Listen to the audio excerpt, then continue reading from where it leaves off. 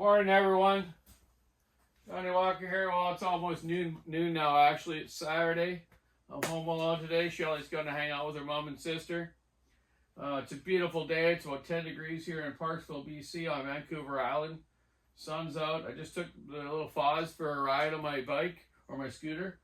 And I went down to the ocean and back. Sat there and looked at the ocean and the lower mainland a little bit. Beautiful scenery. I came back and said, yeah, let's do a quick video before I get into porting some cylinders. I have a friend of mine, 2100 Steve, I call him, showing up in a bit. I'm going to work on some more 2100s to build some racing saws. I had a friend had a weird situation the other day with a circlip on a Chinese aftermarket cylinder kit. I just want to share some circlip information to people. Maybe some people get it, some people don't, but yeah. Let's just talk about that and see how it goes. We got several different things I'm going to show you here right now. Alrighty, let's check it out.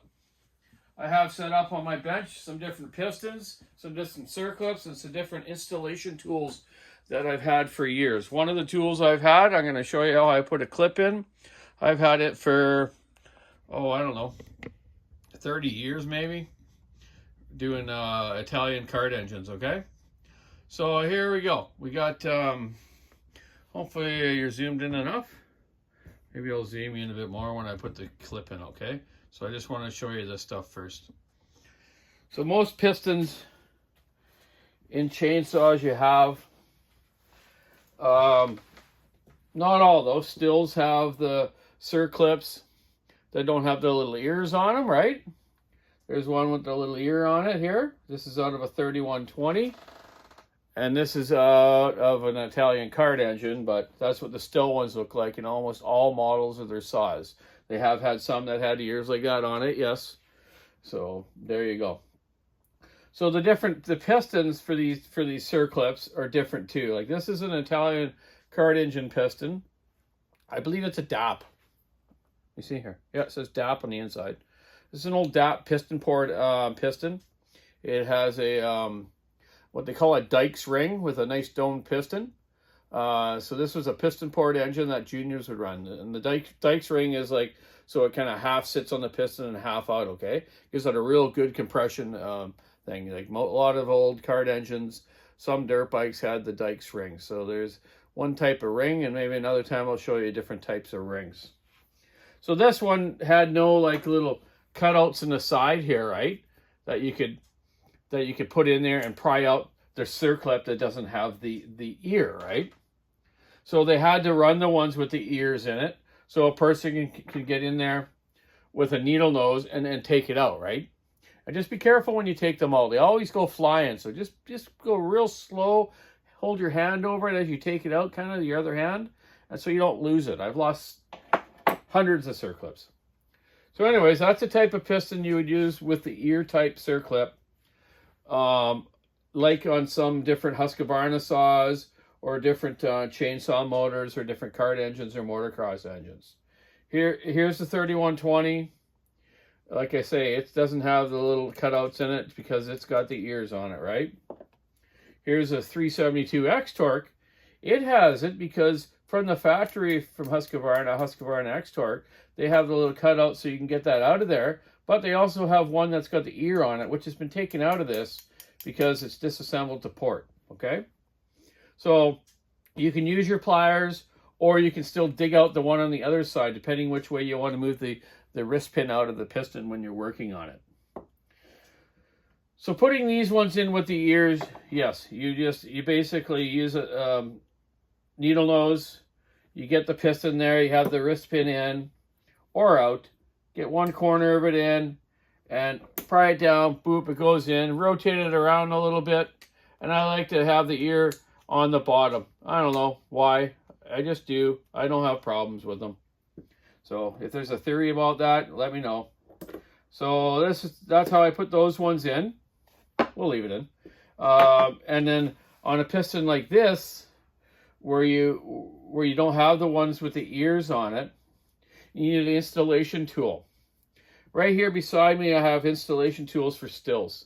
This one will do like up to like a 660, 461, 660.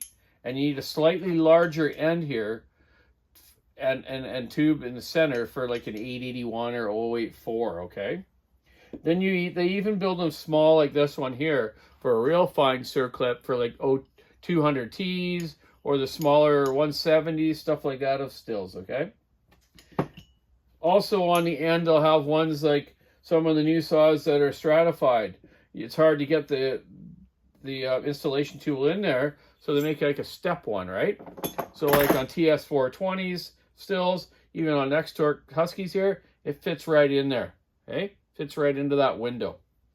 So that from Stihl, you can order several different ones of these, but you look on your workshop manual of Husqvarna or Stihl, and it'll show you these devices to use. I'll show you right now the one I bought 30 years ago from Miami in Italy, when I was probably doing TKM engines from England, or some Italian cart engines from Italy, or the IDK ones I used to get from Spain. They were kind of a neat engine. So what you do first, and the same applies to the other tools I just showed you of Stihl. So this one here, you basically put the circlip in the barrel here, okay? Just drop it in there. And you take this, and it's got a little notch pins on the sides. So you put this pusher in, push the circlip in until it stops. That one went past. Sorry about that. Let me try it again. I went a little too far. I didn't have it lined up right. So I'm just going to redo this one. Pop it back in there. Get my other sleeve in there. And this time I won't have the notches lined up wrong. Okay? Get it in there. And you take the tool here, a little recess thing, get it in the piston here. I'm going to zoom you in now and to check that out, if that helps you out a bit. Go to 2 zoom. So here I go, I got the piston, the pins in it. There's a circlip in the other side. So now I'm going to put the tool onto the piston so it fits in that groove just perfect. And I'm going to get the tool and I'm going to turn it to the notch. Plunk. Here, plunk in there. Wiggle it around a little bit, kind of turn it as you take it out. Oh, didn't quite go on that one corner of the groove. There it goes. Okay. So there you go. That's how you install the non-ear type circlips and how you install the ones with the ears. Some of these Chinese motors or aftermarket cylinder kits, I should say. I don't know why I say Chinese all the time, but there's other countries that build them too. Even maybe in Canada they do. I don't know. Let's just say aftermarket cylinder kits. That's what I'm going to start calling them. So on them, their wrist pins seem to float around quite a bit in the piston. They're not right up against it. So when they have space between the circlip and the piston pin can float around. And what it does is it wears a spot on the ear of the circlip here. And I've seen several aftermarket cylinder kits. See, I said it right.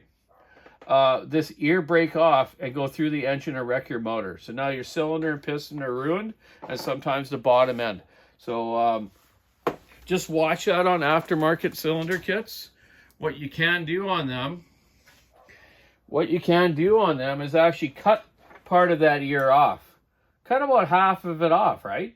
Then install it. Or use one of these tools to do it, which makes it a lot easier. But a lot of times I can do the ones with the ears on it, just with a screwdriver. I get one end started, then I kind of push on it and push down and in. Sometimes it bends it a little bit, but it at least gets it in there, and I've really never had any come out. I don't think I've had any circlips ever come out of a saw, only when they're maybe rebuilt improperly or with aftermarket type top ends on it. So yeah, like I say, it's a fine day here on Saturday. Now just waiting for my friend Steve to come, but I'm going to start porting a couple 390s right now, and then on to some X-Torque ones. I got a lot to move around here yesterday. My friend Dave Cheshire came by. Thank you very much, Dave, for helping me clean up in here a bit. And we fixed up one of his 034 Stihls. We took it apart and cleaned up it was actually in good shape. He bought it brand new years ago. Like I'm talking 25 years ago. And we just cleaned it up. I cleaned the carbon out of it, didn't have a lot. Opened up the muffler a bit. I rebuilt the carburetor. We put it back together, and that thing zings. That 034, you know, in that class of saw is 50cc. Great saw. You know, just like the 346, an 026, you know, just that's a bit smaller one. 034 is in the 60cc range. What am I talking about? Anyways, great saws, though. Great workhorses and last forever. He's got 2 of them. And this one he's given to his wife, Sarah. So we cleaned it up real nice, prettied it up, put the nicest looking parts on it. He's going to get a Walker's lightweight 20-inch bar for it, 3/8. As he runs 3/8 and all this stuff, he tries to keep it all the same. Nothing wrong with that. Sure, it might cut a little faster with a good 325 chain, but then you got to have another file and mess around with stuff, right? So anyways, Dave, good luck with that. And Sarah, oh, shoot. Maybe I wasn't supposed to say that. I think it was for a Christmas present. Darn! Donny ruined it. I better text him before he watches that YouTube video with Sarah watching it too. Anyways, I was just watching the gal there, Married to Small Engines. Natasha is her name? I think so. Great video she's doing. She's really good at working on the used ones and showing you stuff, you know, going by the book and really going through the proper theory and basic stuff to be checking, okay? She does great videos. She's working on an 026 today, and I just happen to have a couple 260s here and a couple 026s. I'm going to build one up here in the next week or so and have a 50cc 026. One of my 346s done up good. And maybe the 501 Echo as well. My dog's barking like crazy upstairs. Better go see what's going on. There's probably someone walking by. Or my inflatable Santa rose up and he's freaking out up there. So keep your saw on the wood, stick in the ice, rubbing the road. Have a great Saturday Night Fever. Get out there on disco dance if you want, or check out Saturday Night Live. Have a good night. Or hockey. Any show.